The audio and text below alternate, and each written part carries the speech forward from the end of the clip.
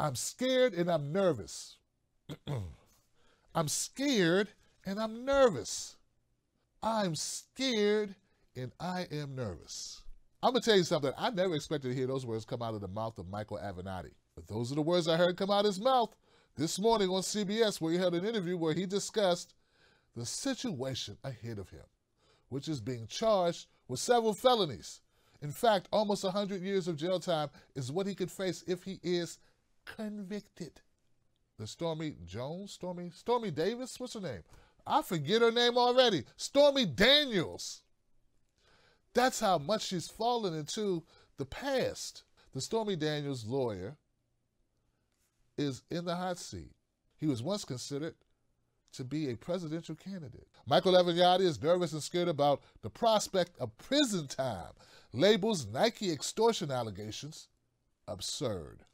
Michael Avenatti, the latest allegations against him is absolutely absurd, before admitting he's nervous and scared and potentially being put behind bars. Avenatti, the celebrity lawyer who rose to prominence last year while representing porn star Stormy Daniels and was briefly considered a potential 2020 Democratic presidential candidate, who said, "We need a white guy to defeat Donald Trump.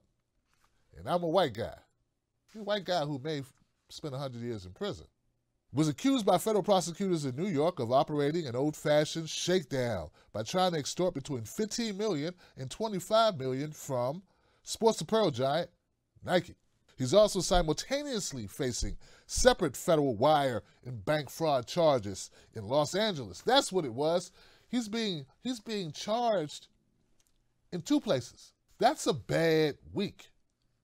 In fact, what's going on in Los Angeles with the wire fraud, according to this report, may be his most dangerous threat yet. Not the Nike. The Nike's getting a lot of attention because, well, it's Nike. But the allegations of wire fraud, those are very tough allegations. Avenatti was grilled about the Nike allegations by CBS correspondent Eureka Duncan, who asked directly if he tried to extort the sports giant. No, he said, and any suggestion is absolutely absurd. Nike knew from the very first moment that I had any contact with Nike that I was insisting that the truth about what Nike had done be disclosed to federal prosecutors and investigators. He said, "The truth is, for years, Nike and its executives have been funneling payments to amateur players, high school players, and to their handlers and their family members in an effort to get them to go to colleges that were Nike colleges and ultimately, hopefully, to the NBA so they can sign a shoe deal with Nike." Interesting allegations. Allegations that I would suppose are illegal. It is against NCAA rules, I think, for Nike. In fact, I don't think I know, to give money to high school players. Though I disagree. I think that high school players and college players deserve payment. They should be paid. I look at it the other way. I think that these young people, if they make money for their universities, if the universities benefit, so should the families and so should the young people who are doing the work. If you are a basketball player in high school and you draw a crowd enough where you can go to college and the college are trying to recruit you and you're putting butts in the seats at games and they're selling apparel or shirts or clothing or rights to view the game, well, someone needs to be paid. And it appears that everyone else in the ecosystem of these sporting events are getting paid except the players. But you don't change it unilaterally, Nike, if that's the case, by just giving out money to who you choose and sort of pimping these children. So I think that this is an important issue that needs to be addressed. But the question is not, is Nike wrong? That's a lawsuit you bring yourself, Avenatti. Right now, you got your own lawsuit to deal with. Did Michael Avenatti, according to what I read, his words are pretty cut and dry about the $20 million. What about the wire fraud? As alleged, Michael Avenatti approached Nike last week with a list of financial demands in exchange for covering up allegations of misconduct on behalf of the company. Yeah, that's pretty tough. Like, if he did that, his career is over. Forget running for president. You'll be running from people around a jail cell if this is the case. Not that I'm glorifying that. I'm not making fun of that. But he will be running because, let's face it. I remember everybody was calling Michael Avenatti such a hottie. Now he's a naughty. The courts against Avenatti in the New York case are extortion, transmission of interstate communications with intent to extort, conspiracy to transmit interstate communications with intent to extort, and conspiracy to commit extortion. So basically, there's a lot of extortion going on in New York that they're alleging that Michael Avenatti took place in or played a role in. Avenatti's looking at up to 47 years in prison on the New York charges if convicted, and 50 years in California, which resulted from a much longer running investigation involving a lengthy paper trail. Avenatti has strenuously denied wrongdoing, and in a tweet early Tuesday morning, thanked supporters for the kind words, adding, "It means a lot to me." In order to kind of get the goods on this story of Avenatti, I'm reading a Fox News article right now.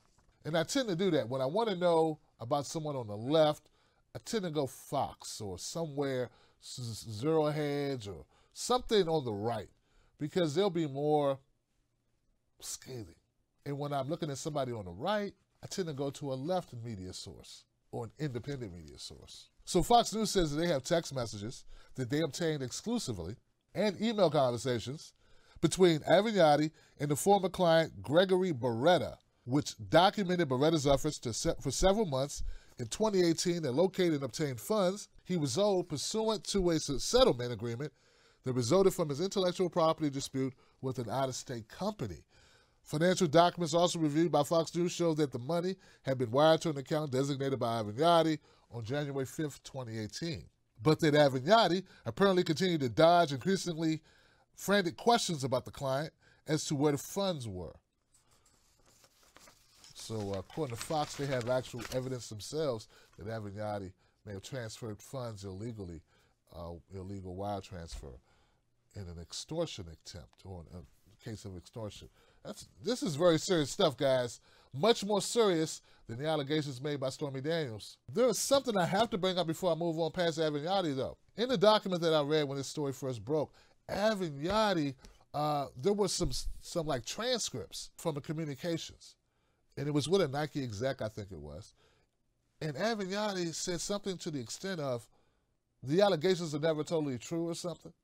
As in the R. Kelly case where 90% of the allegations are not true, but it still ruined him, or something like that. But something to that extent. Anyone know what I'm talking about here?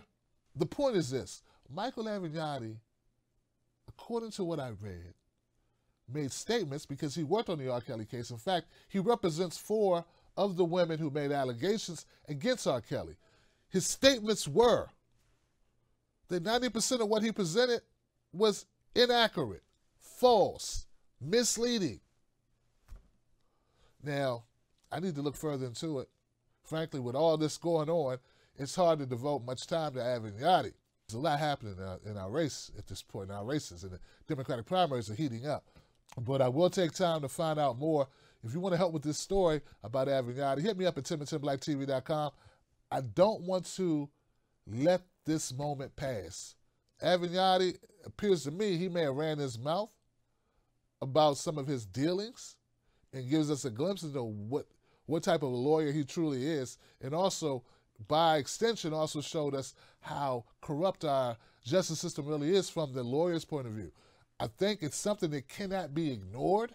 Far-reaching implications if this ever goes to trial, and I'm assuming it will. Far-reaching implications if we start digging into, if Avenatti can't be trusted, what about the people, the lawsuits that he's bringing or has brought in the past? What about those? Do we need to take a closer look at those? And one of those that's currently going on is the R. Kelly case. All right.